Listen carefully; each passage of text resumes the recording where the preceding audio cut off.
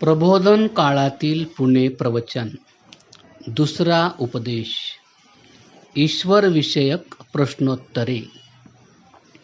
मंगळवार तारीख 6 जुलै 1875 रोजी रात्री 8 वाजता स्वामी दयानंद सरस्वती यांच्या ईश्वरविषयक व्याख्यानावर झालेल्या वादविवादाचा सारांश. प्रश्न. कार्य व कारण ही भिन्न आहेत किंवा कसे? उत्तर. कोठे अभिन्न आहेत, कोठे भिन्न आहेत. उदाहरण, मृत्तिकेपासून झालेला घट मृत्तिकाच असतो, परंतु मांसशोणितापासून नखे उत्पन्न होतात, तथापि मांसशोणित ही नखे नाहीत. तसेच कोष्ट्याच्या पोटातून जाळे उत्पन्न होते, म्हणून कोष्टी जाळे नव्हे. गोमयात जायते वृश्चिकः, अर्थात शेणापासून विंचू उत्पन्न होतो. तरी शेण आणि विंचू एक होतात काय? सर्व शक्तिमान चैतन्य, यामध्ये चैतन्यावर सर्व शक्तित्व आहे, म्हणजे सामर्थ्याच्या योगाने चैतन्य निमित्त कारण होत आहे. या ठिकाणी जड पदार्थ जे विश्वाचे उपादान कारण ते व निमित्त कारण चैतन्य एक नाहीत. आता एकमेवा द्वितीयम छांदोग्योपनिषद अध्याय 6 अशी श्रुती आहे. तिचा अर्थ करण्यास या वरील व्यवस्थेने अडचण येत नाही. कारण अद्वितीय म्हणजे ईश्वरच उपादान झाला असे नाही. कारण भेद 3 प्रकारचा असतो. केव्हा केव्हा स्वजातीय भेद असतो, केव्हा केव्हा विजातीय आणि केव्हा केव्हा स्वगत भेद असतो. आता अद्वितीय आहे म्हणजे सर्व जे आहे ते ईश्वरच आहे असा अर्थ आधुनिक वेदांतात घेतात, तो उपयोगी नाही. तर दुसरा ईश्वर नाही, एकच ईश्वर आहे आणि तो संयुक्त नाही असा अर्थ आहे. आता ईश्वरः सर्वसृष्टीं प्राविशत अशा अर्थाची श्रुती आहे. तिचा अर्थ कसा करावा? अथवा सर्वं खल्विदं ब्रह्म छांदोग्योपनिषद या वाक्याचा अर्थ कसा करावा? आधुनिक वेदांती इदं विश्वम असे मानून त्या शब्दाचा अन्वय सर्व याकडे करतात.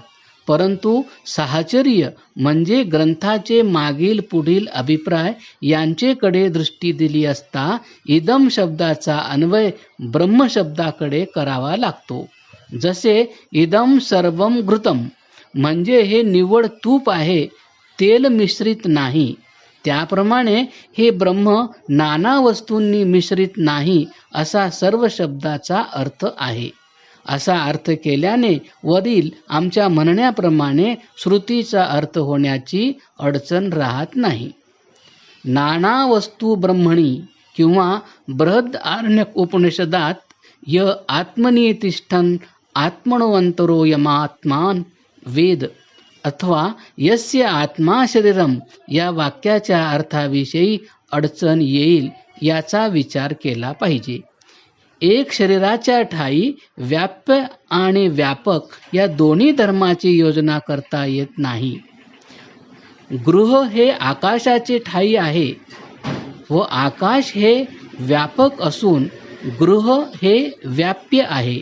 म्हणून आकाश आणि ग्रह ही एक आहेत किंवा अभिन्न आहेत असे अनुमान काढता येत नाही. याप्रमाणेच जीवात्मा व परमात्मा हे अभिन्न आहेत असे म्हणण्यास अवकाश राहत नाही. अहम ब्रह्मास्मी बृहदारण्यक उपनिषद या वाक्याचा अर्थ केला पाहिजे तर हे अत्यंत प्रीतीचे उदाहरण आहे. हेच लौकिक दृष्टांतावरून स्पष्ट होते. जसे माझा मित्र म्हणजे मीच आहे असे म्हणतात, परंतु मी आणि माझा मित्र या दोघांची सर्वथैव अभिन्नता असा फलितार्थ होत नाही.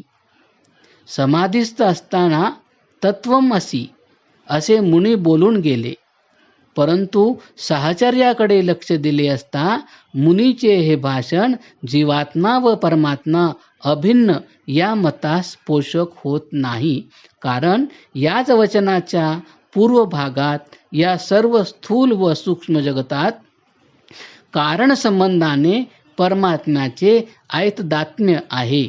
परमात्म्याचा आत्मा दुसरा नाही, स आत्मा तोच आत्मा आहे. तदंतर्यामी त्वमसी, जो सर्व जगताचा आत्मा तो तुझाच आहे. म्हणून जीवात्मा व परमात्मा यांच्यामध्ये परस्पर सेव्य सेवक, व्याप्य व्यापक, आधार आधेय हे संबंध नीट जुळतात. ऐतरेयोपनिषदात प्रज्ञानम ब्रह्म असे वाक्य आहे.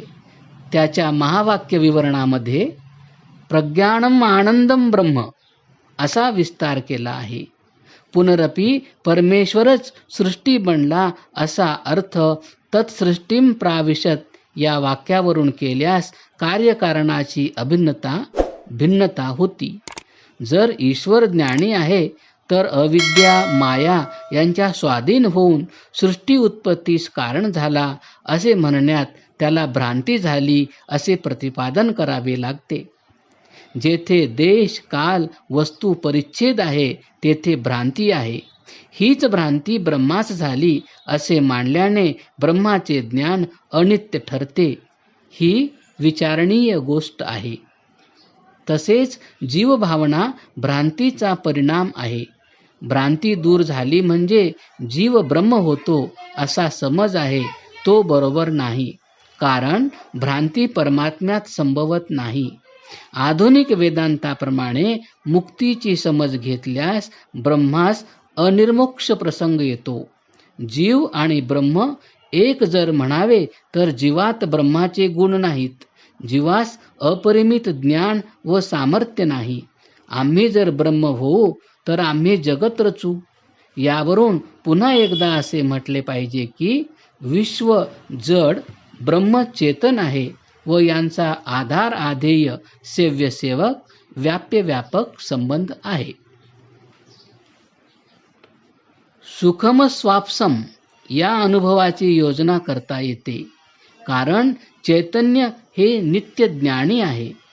तैत्तरीय उपनिषदात आनंदमय कोशाचे अवयव वर्णिले आहेत. सारांश: जीव ब्रह्म नाही, जगत ब्रह्म नाही.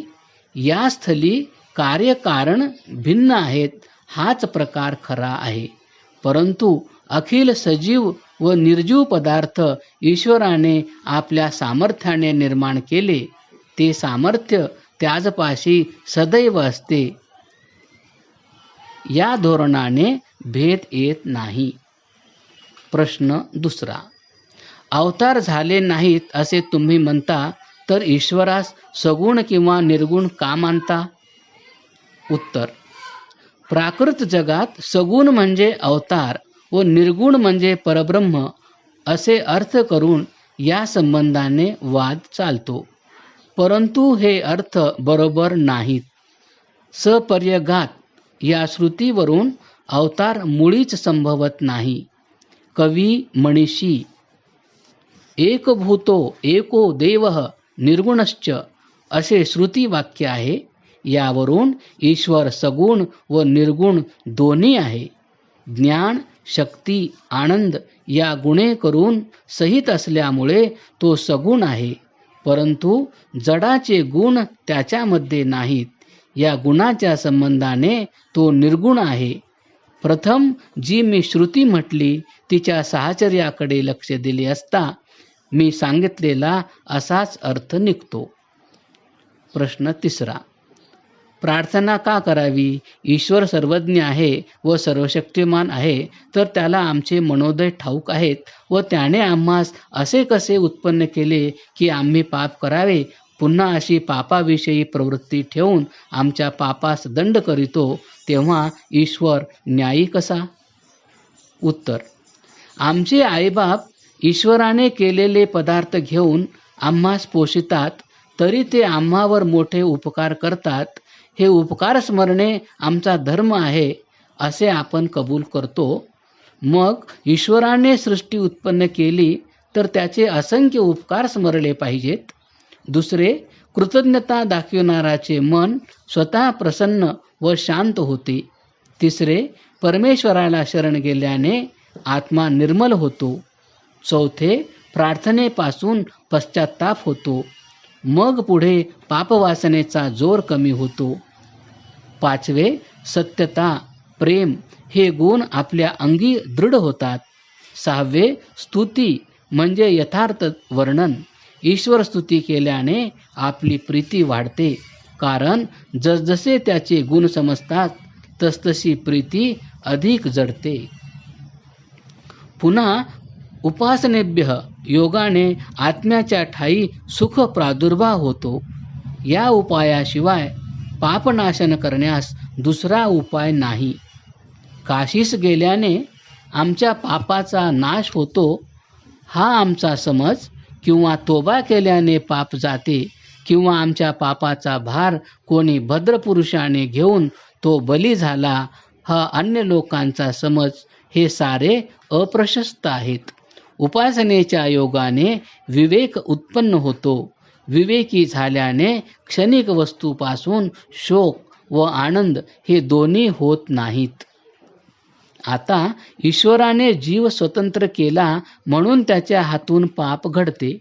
जर तो परतंत्र केला असता तर तो केवळ जड पदार्थवत झाला असता. जीवाच्या स्वातंत्र्याने ब्रह्माचे सर्वज्ञतेला बाध येत नाही, कारण या दोघांमध्ये परस्पर संबंध नाही. मुलास मोकळे सोडले तर तो दुखापत करून घेईल, म्हणून आई मुलास बांधून ठेवीत नाही, तरी मुलगा खोड्या करीलच करील हे ज्ञान आईस असते. या लौकिक उदाहरणावरून ब्रह्माच्या सर्वज्ञतेने जीवाच्या स्वातंत्र्यास काही हरकत येत नाही. ज्ञानाविषयी स्वतंत्रता त्याची आहे, त्याप्रमाणे आचरणाविषयी त्याने दिलेल्या सामर्थ्याच्या मर्यादेत स्वतंत्रता मनुष्याची आहे. अशी स्वतंत्रता नसती तर जो सुखोपभोग हल्ली होत आहे तो झाला नसता व जीवसृष्टीची उत्पत्ती व्यर्थ झाली असती. दुसरा उपदेश समाप्त. क्रमशः